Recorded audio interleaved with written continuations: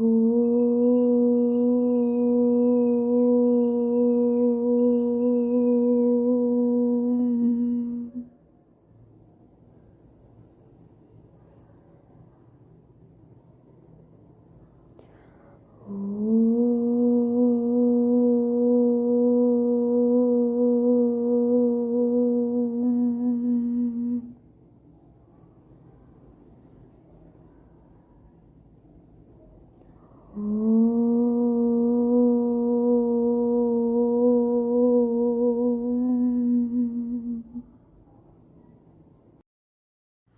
the morning, I chant Om to bring calmness, clarity, and energy to both my body and mind. This simple and yet powerful sound helps me to connect deeply with my inner self, washing away any negativity and grounding me in the present moment. It sets a peaceful tone for the rest of the day, sharpening my focus and calming my emotions. Over time, I have noticed it improves my breathing, reduces stress, and creates a gentle sense of inner balance and well being. After chanting Om I have done some asanas और उसके बाद मैं तुरंत नहाने गई। नहा के आके सीधे मैंने भगवान की पूजा की और फिर मैं ब्रेकफास्ट के लिए मैस में गई। तो मैस में ये पोहा और जलेबी था, देखने के साथ साथ इसका भी टेस्ट ख़राब था। फिर आके मैंने टू डू लिस्ट बनाई कि क्या करना, और यहाँ पे मैं सिनेमैटिक शॉर्ट्स लेने की कोशिश कर रही थी। फिर आके मैंने एडिटोरियल कंप्लीट किया सबसे पहले आज का।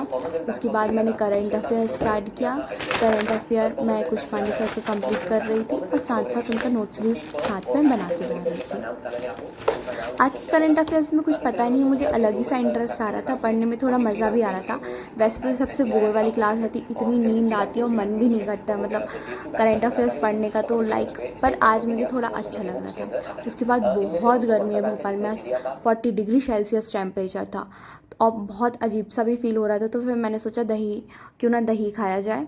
दही खाने के बाद सच में इतना सुकून मिलता है ना, दही इतना सही लगता है, शक्कर दही खाने की बात ही अलग। सबसे पहले मैंने अपना दही फिनिश किया और मुझे थोड़ा कैमरे के सामने खाने में बहुत शर्म आती है, क्या करूँ, पर मैं ट्राई कर रही थी अपना फिर भी बहुत सारी चीज़ें दिखाने के लिए कि जो भी कुछ होता है।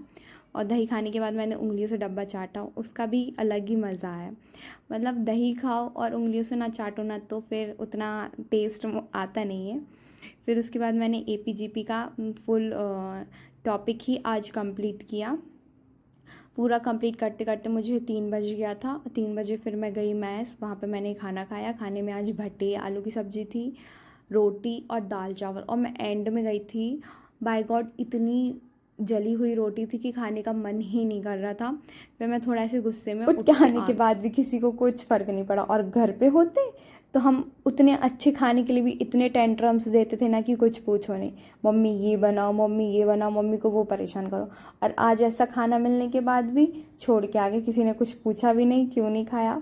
थोड़ा दुख तो हुआ था कि काश मैं इस जगह पे घर पे होती, कि घर पे नहीं खाया होता तो मम्मी कुछ भी बना देती। मतलब दुख होता है कि मम्मी को इतना परेशान करते हैं हम यहाँ पे, और ये देखो फिर जो मिलता है वो खाओ, इतना खाना।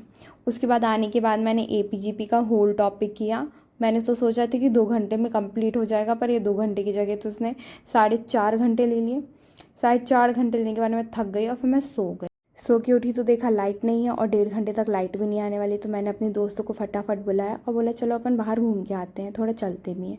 फिर बाहर हम घूमने गए और बड़ा ही सुकून मिल रहा था। अब ज़रा इसकी आवाज़ सुनिएगा, कितनी प्यारी आवाज़ आ रही थी वहाँ पे।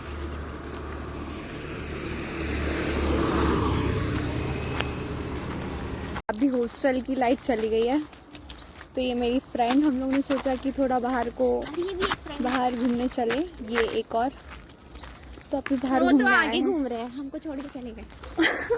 कोई भी है भाई, उनको नहीं पहचानते हम, आप भी देख सकते हैं वो कौन है दो। और काफ़ी प्यारा व्यू हो रखा है।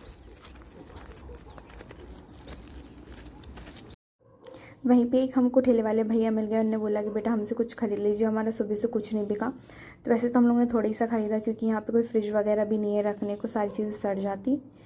तो हम लोगों ने थोड़ा सा फ्रूट्स लेके और सब धनिया मिर्ची ले ली। उसके बाद आके मैंने अपनी पूरी चेकलिस्ट कंप्लीट की, रीजनिंग की और मैथ्स की, और फिर थोड़ा रिलैक्स